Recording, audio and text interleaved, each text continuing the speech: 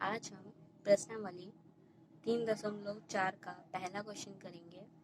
पहला क्वेश्चन में हमें बोल रहा है, निम्नलिखित के युग्म को विलोपन विधि तथा प्रतिस्थापन विधि से हल कीजिए। कौन सी विधि अधिक उपयुक्त है? तो इस क्वेश्चन जो हमें दिया गया है, इस क्वेश्चन में हमें 6 पार्ट दिए गए हैं। तो हम इसका पहला पार्ट कर रहे हैं। तो इसके पहले पार्ट में हमें क्या दिया गया है, x + y बराबर में 5 और 2x - 3y बराबर में 4। इसे किससे हल करना है? प्रतिस्थापन से और विलोपन से भी। और फिर बाद में हमें क्या बताना है कि इसमें से उपयुक्त कौन है। ठीक है, तो चलिए इसको सॉल्व करते हैं। तो इसे हम पहला समीकरण बना लेंगे और इसको हम दूसरा समीकरण बना लेंगे। ठीक है, तो इसको सॉल्व करते हैं आगे। तो यहाँ पर हम लिखेंगे विलोपन विधि से।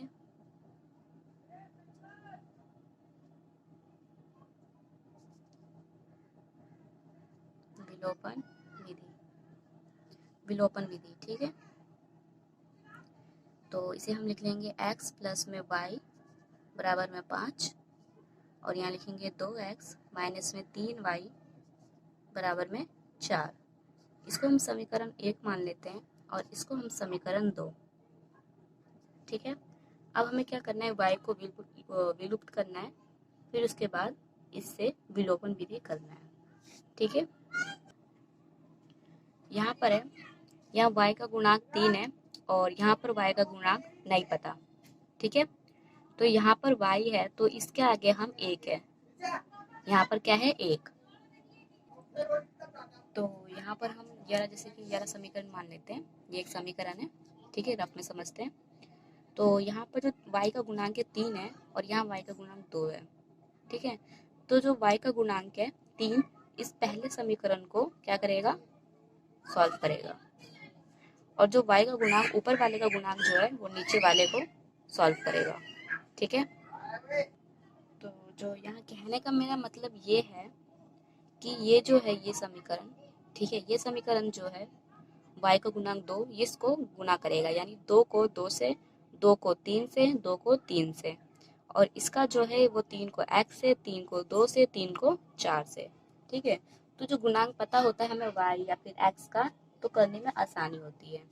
तो यहाँ पर हमारा क्या है, y, तो इसका मतलब क्या है, यहाँ पर इसके आगे सामने क्या है, 1 है, यही है। तो जो y 1 है तो ये y इसको गुना करेगा 2 से, फिर 3 से, फिर 4 से, फिर 3y x से, फिर 3y से, और 3 5 से। ठीक है, तो ऊपर का जो y है वो नीचे वाले को गुना करेगा और नीचे वाला जो y है वो ऊपर वाले समीकरण को गुना करेगा। तो आइए करके दिखाती हूँ मैं आपको। तो यहाँ पर कुछ वर्ड है, ठीक है, यहाँ पर है, उसको आपको याद कर लेना है। समीकरण 1 में 3 से गुणा तथा समीकरण 2 में 1 से गुणा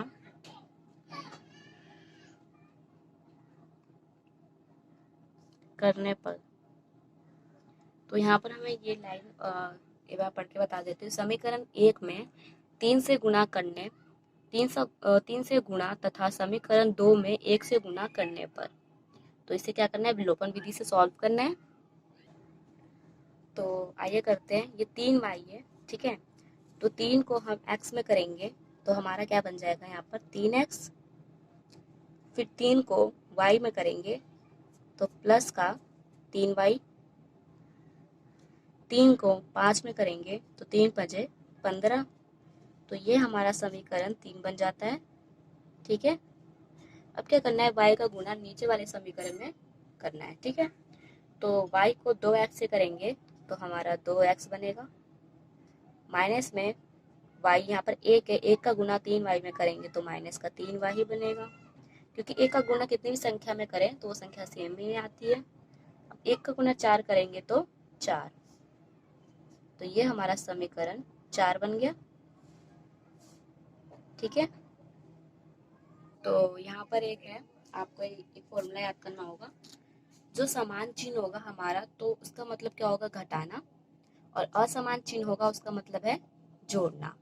ठीक है, समान चिन्ह का मतलब होता है घटाना और असमान चिन्ह का मतलब होता है जोड़ना। आप इसको लिख भी सकते हैं कहीं पर। तो आइए सॉल्व करते हैं आगे। तो यहाँ पर हमारा असमान चिन्ह है, यहाँ प्लस है यहाँ माइनस है। ठीक है, ये तो बीच का हमारा सेम है, लेकिन जो साइन है इसके असमान चिन्ह है। तो असमान चिन्ह के लिए हमें क्या बनाना होगा, बताया था मैंने आपको, जोड़ने पर। जोड़ना है हमें, तो यहाँ लिखते हैं जोड़ने पर। ठीक है, तो यहाँ पर कोई भी चिन्ह नहीं दिख रहा है हमें, तो हम यहाँ प्लस का चिन्ह लगा सकते हैं। तो 3 और 2 को हम प्लस करेंगे तो हमारा 5x बन जाएगा। ठीक है, और यहाँ प्लस है माइनस है, तो संख्या भी सेम है, तो ये कैंसिल हो जाएगा। बराबर में 15 और 4 को प्लस करेंगे तो 19 आएगा। ठीक है, x को बाहर निकाल लेंगे, बराबर 19। 5 का पक्षांतर उस तरफ होगा तो ये बटे में आ जाएगा। तो यानी जो हमारा x का मान है वो क्या है, x का मान हमारा 19/5, ये हमारा x का मान है। तो विलोपन विधि में x का मान समीकरण 1 में रखेंगे। तो विलोपन विधि में हम x का मान जो है समीकरण 1 में रखेंगे। ठीक है, तो समीकरण 1 में रखते हैं। तो यहाँ पर हम लिखेंगे x का मान समीकरण 1 में रखने पर, तो जो x का मान है वो समीकरण 1 में रखेंगे। तो यहाँ पर लिखेंगे हम x प्लस में y बराबर 5, समीकरण यही था हमारा। x का मान हमारा निकला था 19/5, तो यहाँ लिख देंगे प्लस में y बराबर में 5। ठीक है, 19, तो ये क्या करेंगे अब, ये 5 है, 5 का गुना y में होगा। तो सबसे पहले हम यहाँ पर लिखेंगे 19, यहाँ पर 19 प्लस में 5y बराबर में क्या होगा 5। 5 के नीचे कुछ नहीं है तो 1 मान लेते हैं, और इसके बटे में 5 था तो इसके बटे में भी हम 5 लिखेंगे। ठीक है, अब क्या करेंगे, यहाँ पर तिर्यक गुना करेंगे। तो हम यहाँ पर लिख सकते हैं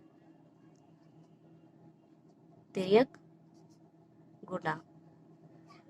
तिर्यक गुना करेंगे हम, 1 का गुना इसमें करेंगे और 5 का गुना इसमें करेंगे। तो आइए करते हैं। तो यहाँ पर हम क्या करेंगे, 1 का गुना 19 में करेंगे तो यहाँ 19 आएगा। फिर 1 का गुना प्लस 5 में करेंगे तो प्लस 5y बन जाएगा।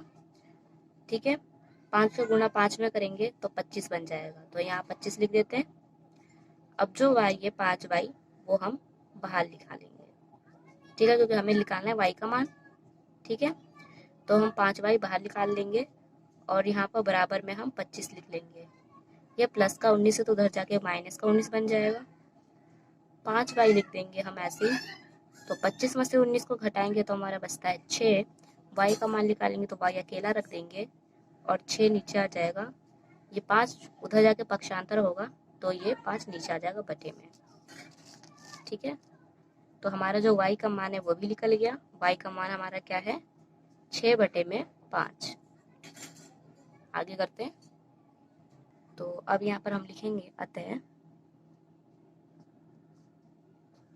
x बराबर में 19/5 और y बराबर में 6/5 समीकरण निकायों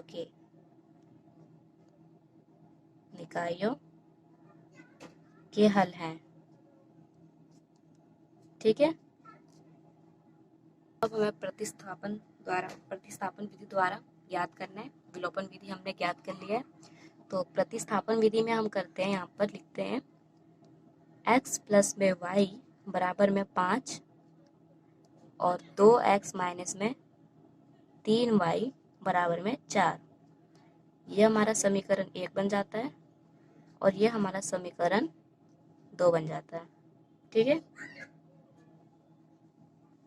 तो अब इसे समीकरण 1 से हल करना है। तो यहाँ लिखेंगे हम समीकरण 1 से, तो यहाँ लिखेंगे x प्लस में y बराबर में 5, x का मान निकालना है हमें, तो यहाँ लिखेंगे 5, ये प्लस का y उधर जाके पक्षांतर होगा तो माइनस में y। जब अकेला हमारा x बच जाता है तो समझ जाओ कि हमारा समीकरण 3 निकल गया है। तो ये हमारा समीकरण 3 है। अब क्या करेंगे, जो x का मान है वो समीकरण 2 में रखने पर, ठीक है, तो x का मान समीकरण 2 में रखेंगे हम। ओके, तो आइए रखते हैं।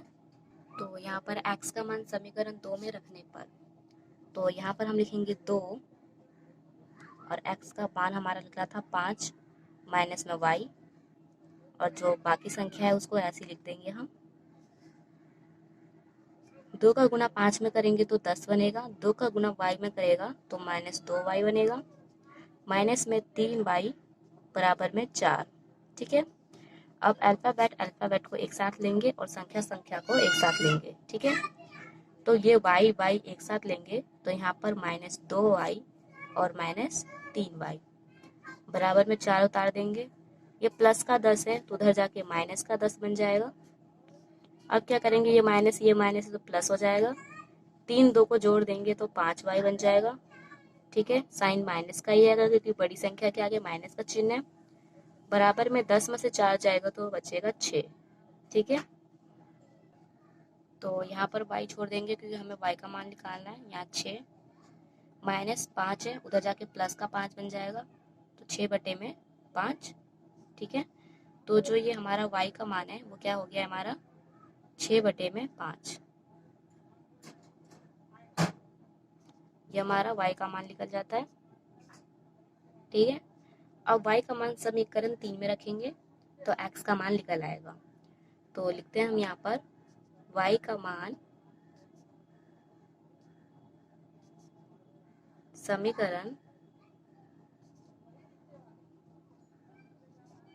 3 में रखने पर,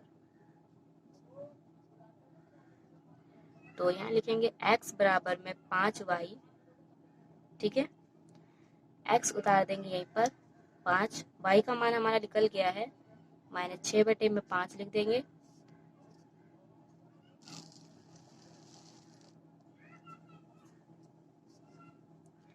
ये x है। ठीक है, यहाँ लिख देंगे बराबर में 5 को गुना 5 में करेंगे तो 5×5 होता है, माइनस में 6।